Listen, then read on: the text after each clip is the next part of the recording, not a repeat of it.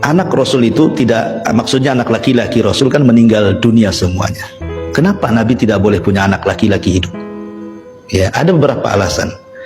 Karena kenapa Qasim meninggal di usia 2 tahun?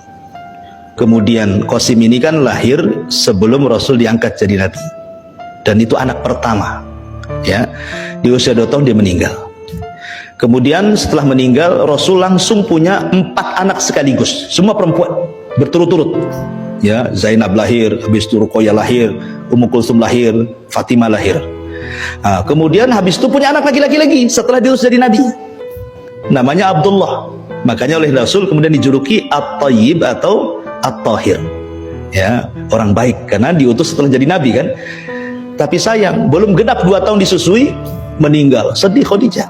Sebab itulah kemudian Rasul sedih, makanya kemudian Khadijah mengambil anak angkat namanya Zaid ibn Harithah untuk mengobati Rasul juga kan, karena anak laki-lakinya meninggal semua. Maka dicarikan budak namanya Zaid ibn Harithah, diangkatlah jadi anak angkat sebagai ganti daripada putra-putra beliau yang meninggal gitu ya. Kemudian di akhir hidup Rasul, Allah takdirkan punya anak lagi, tapi bukan dari Khadijah. Khadijah sudah meninggal kan itu ya. Ini kan sudah hijrah, dan itu di akhir-akhir kehidupan beliau dari Maria budaknya yang dihadiahi oleh Muqawqis Raja Mesir kepada Nabi, namanya Maria Qibtiyah. Digauli Rasul punya anak namanya Ibrahim. Baru setahun 6 bulan meninggal juga Ibrahim. Pertanyaannya, kenapa anak-anak laki-laki Nabi harus meninggal semua? Kata para ulama, sebab kebiasaan para nabi itu, kalau punya anak hidup sampai besar pasti akan mewarisi para jadi nabi, pasti jadi pewaris nabi. Ibrahim punya anak Ishak jadi nabi, punya anak Ismail jadi nabi, Ishak punya anak Ayub jadi nabi, Ayub punya anak Yusuf jadi nabi, kan itu ya. Zakaria punya anak Yahya jadi nabi, Nabi Daud punya anak Sulaiman jadi nabi. Seandainya anak Rasul hidup sampai dewasa jadi nabi, sementara tidak ada nabi setelah nabi. Rasul yang mengatakan la nabiyya ba'di, tidak ada nabi sepeninggal. Dan Allah mengatakan khataman nabiyyin, penutup para nabi. Kalau nabi sudah ditutup Rasul, berarti tidak akan diwarisi. Makanya tidak ada yang hidup anak-anaknya, karena kenabian itu dari jalur laki-laki. Ya, Hasan dan Husain ini dari jalur perempuan kan, Fatimah. Makanya tidak jadi nabi, karena kenabian itu dari jalur laki-laki semuanya. Makanya kemudian Hasan dan Husain ya tidak jadi nabi, ya cucu nabi saja. Kemudian alasan yang kedua, kata para ulama, kalau seandainya anak nabi ada yang sampai dewasa gitu ya, maka akan terjadi pengkultusan. Ya kan? Sekarang aja keturunan nabi banyak yang dikultuskan, ya kan? Habaib-habaib itu ya. Ya, kadang-kadang terlalu orang mengkultuskan gitu ya. Padahal yang membedakan orang dan kemuliaan itu adalah takwa. Takwa seseorang kepada Allah Azza wa Jalla. Lah, Rasul itu pernah menggendong Hasan dan Husain. Kemudian Hasan dan Husain ini salah satu dari 2 cucuku ini, kata Rasul, akan ada yang mendamaikan kekuatan kaum muslimin yang sedang berhadapan-hadapan dan siap bunuh-bunuhan katanya. Rupanya betul. Di saat Khalifah Abu Bakar sudah nggak ada, Umar sudah nggak ada, Utsman meninggal, di sini mulai cekcok.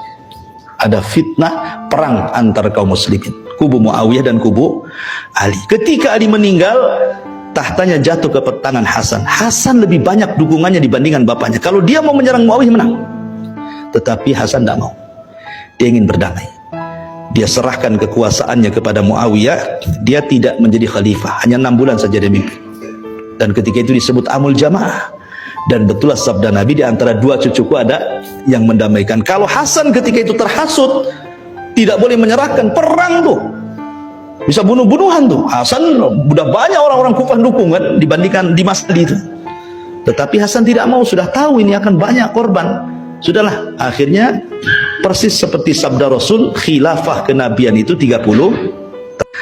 Tetapi di sini, walaupun Muawiyah dianggap pemberontak, tetapi kita tidak bisa mencela Muawiyah, karena Muawiyah sahabat Nabi. Muawiyah penulis wahyu Nabi. Dia melakukan seperti itu karena ijtihad. Seorang mujtahid apabila berijtihad salah, tetap dapat pahala. Ya, kalau kita betul saja salah, apalagi salah kan gitu ya. Karena kita bukan seorang mujtahid. Ya, jangan coba-coba beristihad. Ya. Kenabian itu 30 tahun. Ditutup dengan 6 bulan, kekhilafan Hasan genap 30 tahun. Setelah itu tidak ada khilafah nubuah, yang ada mulkun wa rahmah, kerajaan tetapi diliputi rahmat. Nah, raja pertama inilah Muawiyah bin Abi Sufyan. Sampai kapan? Sampai tumbangnya, sampai mulkun wa rahmah itu, sampai mulai dari Muawiyah bin Abi Sufyan sampai runtuhnya Turki Utsmani. Itu masih khilafah, masih berdasarkan hukum Islam, walaupun banyak kezaliman tetapi masih menerapkan hukum Islam, ya kan? Baru setelah khilafahnya Utsman, baru sudah kekuasaannya sudah banyak kezaliman, diktator dan begitu seterusnya, dan nanti di akhir zaman lah khilafah nubuah itu akan muncul ketika munculnya Imam Mahdi. Tapi yang jelas bahwa di sini Rasul mengatakan kepada dua cucunya ini menjadi sebuah kenyataan, dan ini mujizat. Ya, mujizat yang Allah Subhanahu wa taala berikan kepada Nabi sallallahu alaihi wasallam.